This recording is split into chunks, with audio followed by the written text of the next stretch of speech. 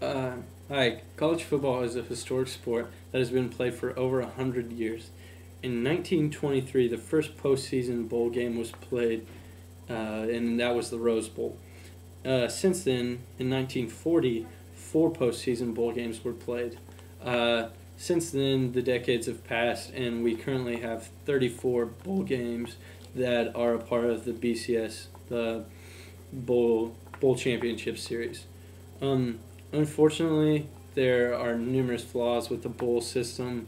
Uh, College football needs some form of a playoff system. There are many logical reasons as to why the bowl games need to be replaced by the playoffs. Um, my name is Will Clark, and I'd like to go a little bit more in depth on why college football needs to be changed to a playoff system instead of a bowl championship series. First off, I interviewed my roommate, and he let me know that Division I football is the only sport that that doesn't partake in a playoff system to distinguish their national champion.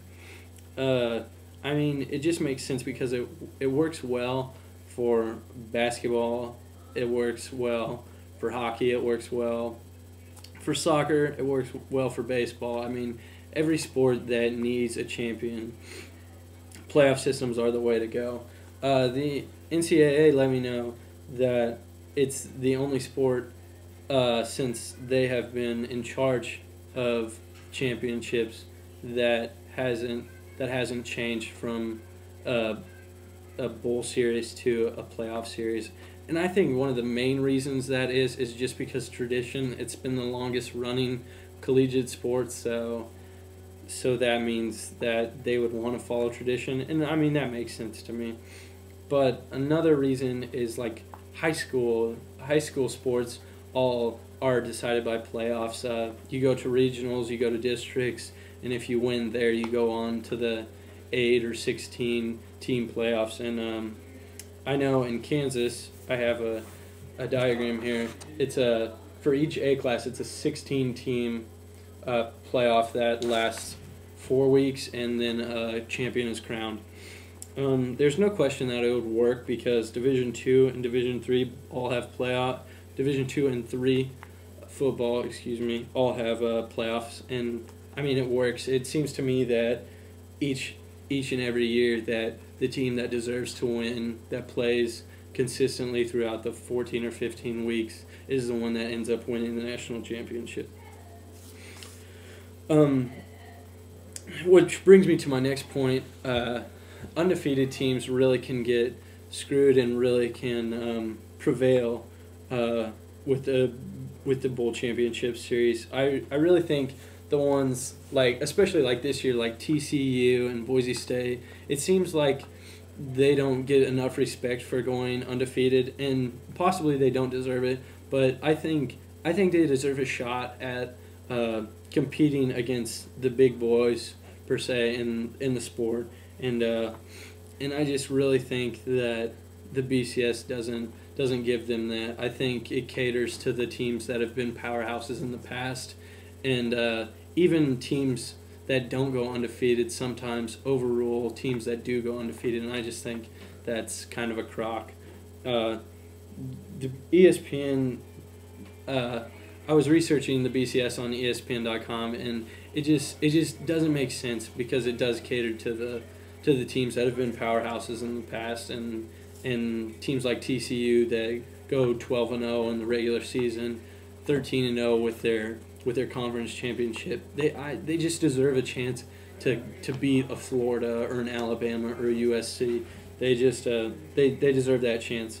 I think the way that they would do it is they would follow the regulations of Division II and III, and that's by having 16 regions, and the top two teams from those regions compete in a 32-team playoff, and I really think it would work.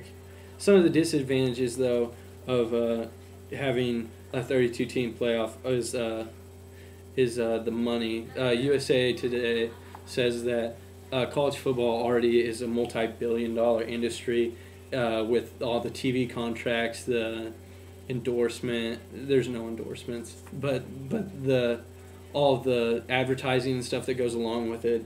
And coaches are making multi-million dollars. Their buyouts and so forth are tens of millions of dollars. And to me, that's just a little ridiculous, but that's the way it goes. Also, another disadvantage would be the travel.